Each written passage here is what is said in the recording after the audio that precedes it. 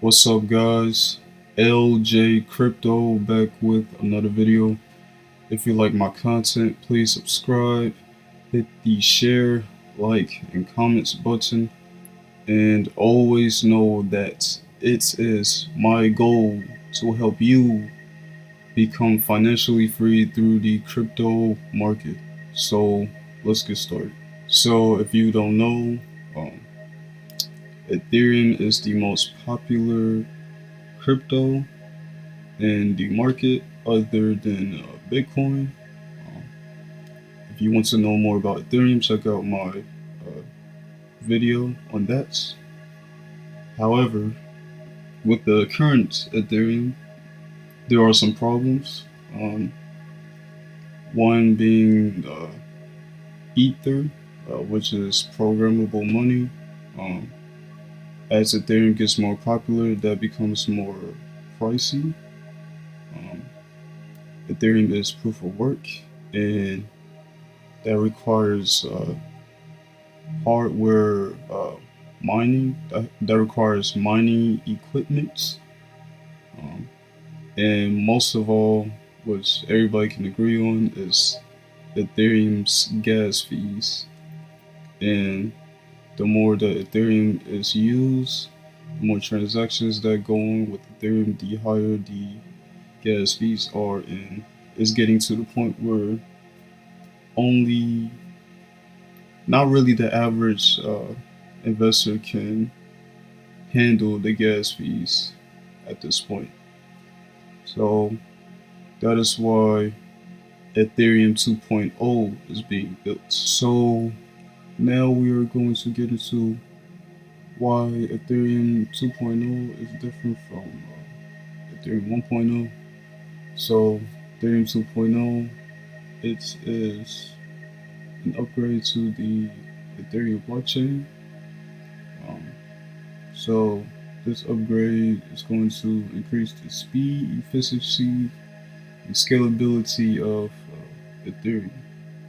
So one of the first things is that Ethereum 2.0, instead of it being proof of work, it is proof of stake.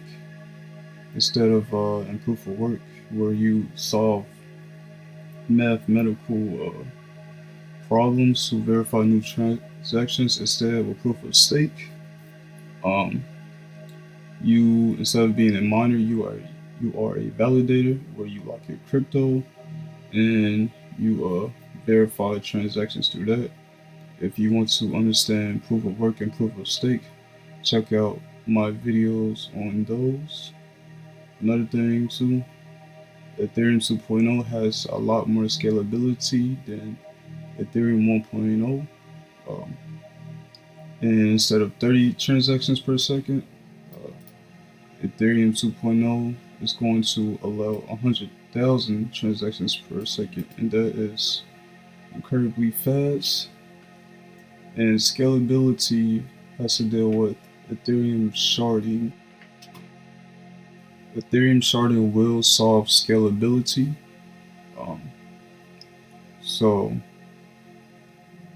basically, the big problem currently with the current Ethereum blockchain is that Ethereum nodes are little sectors in uh, the network. They are becoming too expensive to run.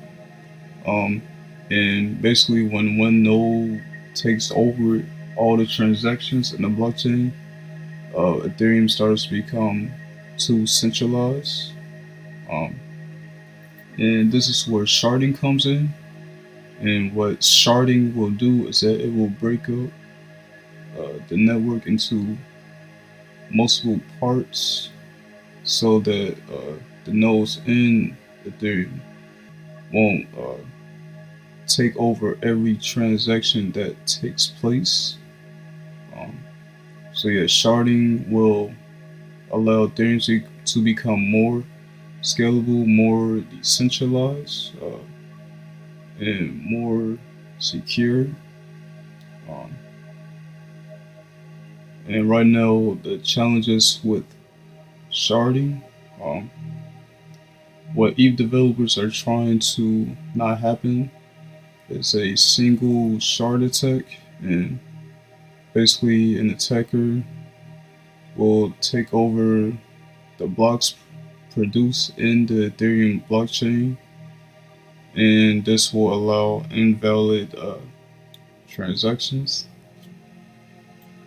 And as it says here, sharding is definitely going to be more easy to produce in a proof of stake than a proof of work chain.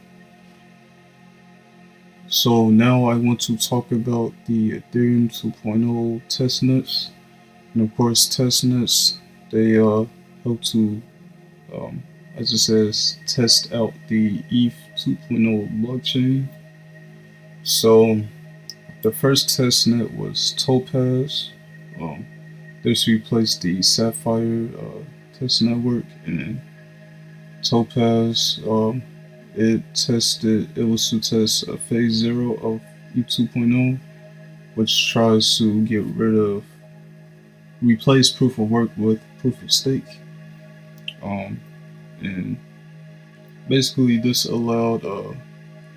rewarded people who tested out Topaz, um, and the minimum amount that you have to stake is 32 ETH, which is a lot.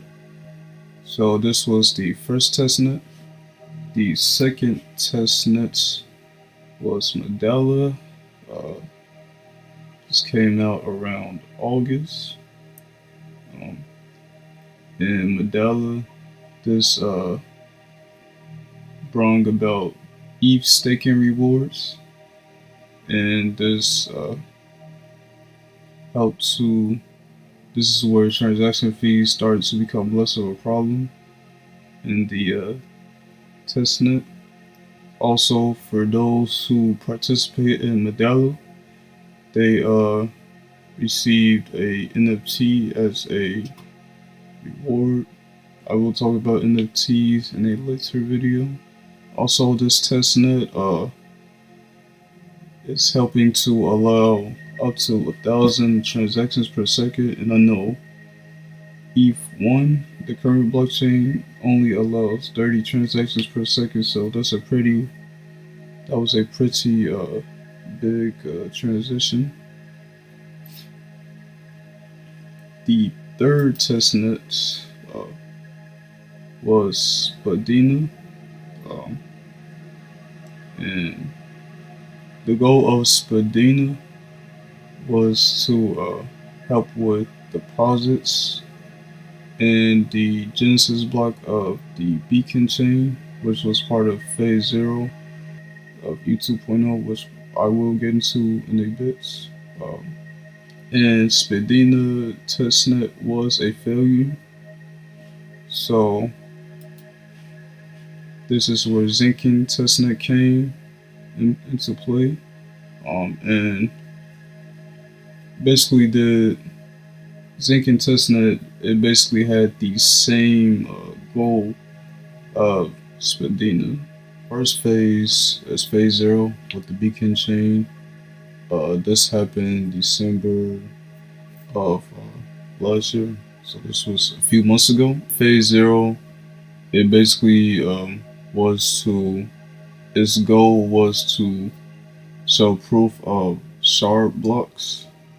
Um, and also with phase 0, it came with a new token called ETH2, but uh, users could only use ETH2 if they signed a contract, which I'm honestly not sure how you do.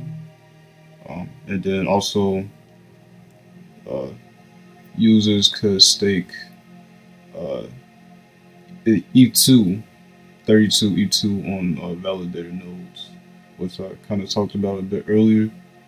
Uh, the first phase, shard chain, which I believe should be happening this year, sometime this year. So this is where Ethereum really tries to get into the sharding, And so the blockchain will try to split into 64 shards, and this will allow the blockchain to process more transactions and computation. And then the last main phase, phase two, execution engine.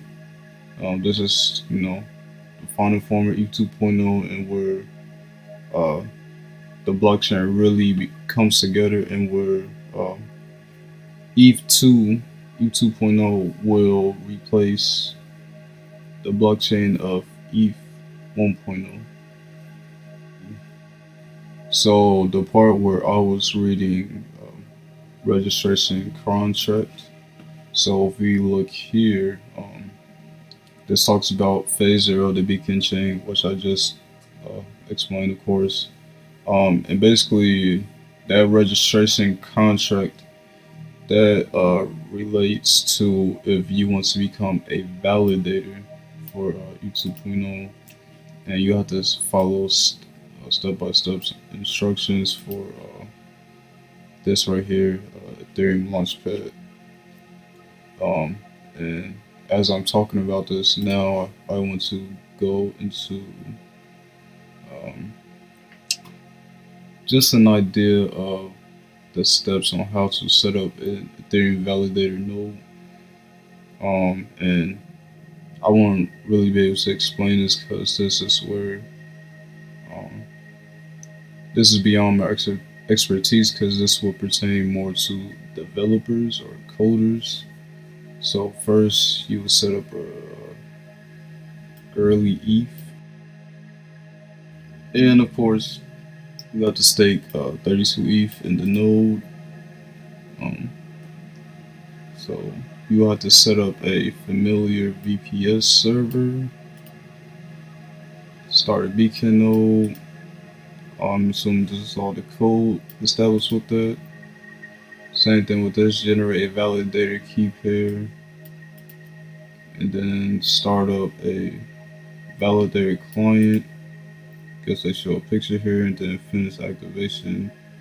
And yeah, that's an idea of how you would start a validator node for ETH 2.0, and it looks pretty complicated. And as it says here, this takes 2 days to do. So yeah, as of right now, it will be a lot of work to do that. But I know once ETH 2.0 comes out, it's completely launched, that process won't be so hard. But since ETH 2.0 isn't, at its uh, true form, then that's the way of um, doing it as of right now. And also, if we go back, um, this graph shows the current blockchain, and then this uh, shows the you know phases going from 0 to 2, and it shows basically a diagram of how uh, the blockchain, the ETH 2.0's blockchain will transform into its final phase. Other than Ethereum 2.0, there has been some recent news. So the first thing I want to talk about is this. So Coinbase, a few weeks ago, it allowed.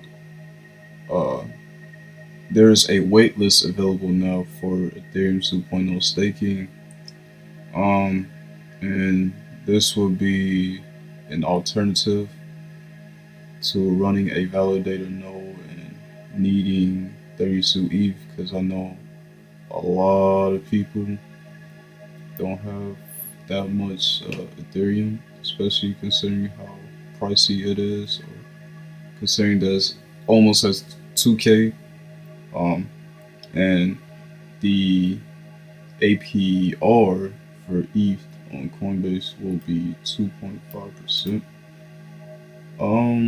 And honestly, I don't see it being available for months, but it will be very nice when it does. And honestly, in my opinion, I wouldn't consider it true ETH 2.0 staking. I see it. I kind of see it as staking ETH, but on the 1.0 blockchain. But I could be wrong. Um, and the other news I want to get to is this. And after 2 years, Amazon is now supporting Ethereum's blockchain. Um, so Amazon has this thing called Amazon Web Services, and if you don't know what that is, it basically helps out online businesses, helps with data stores, content delivery, things such as that. And of course, when it comes to the blockchain, more secure, um, it's more faster, um, and of course, that's data that can never be data that can't be tampered with, that can't be deleted, because once it's there, it can never leave there.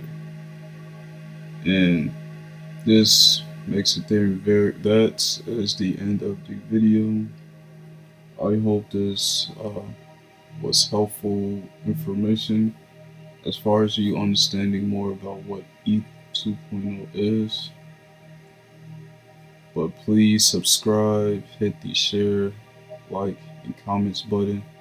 Turn on the notification bell for videos in the future. Check out my description below, and I will see you in the next one.